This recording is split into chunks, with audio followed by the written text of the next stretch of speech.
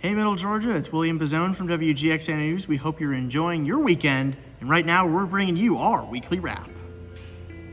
We're bringing you a story from this week that got a lot of coverage on our page. It was about the conditions of the Bibb County Jail. Now, WGXA did receive documents from a grand jury in the Bibb County Superior Court from last April talking about recommendations that should be made to update the jail.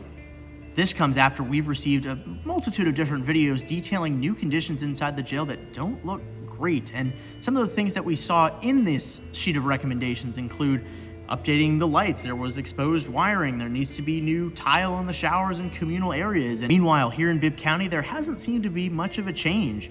Earlier this week at a Macon-Bibb NAACP Town Hall, Sheriff David Davis talked about just what he hopes to get done with this new jail. But again, he wasn't shy to admit that it would cost almost $200 million to build a completely new facility. That's almost half or nearly half of what it would be out of the SPLOST that was recently passed in March, $450 million.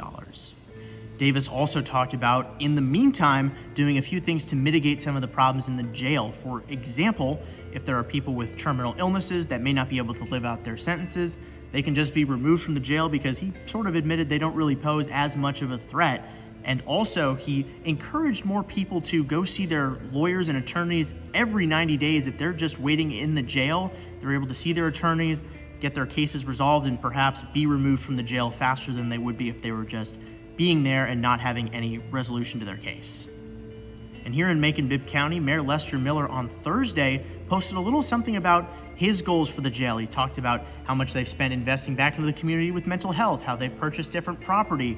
But on that post, you might notice no comments are on. We've also reached out to Mayor Miller to schedule an interview or some kind of dialogue between us. We have not heard back at this time. And this week, we're going to plan on following up that story. So make sure you're tuned into our website, WGXA.tv, where we'll keep you ready for what's next.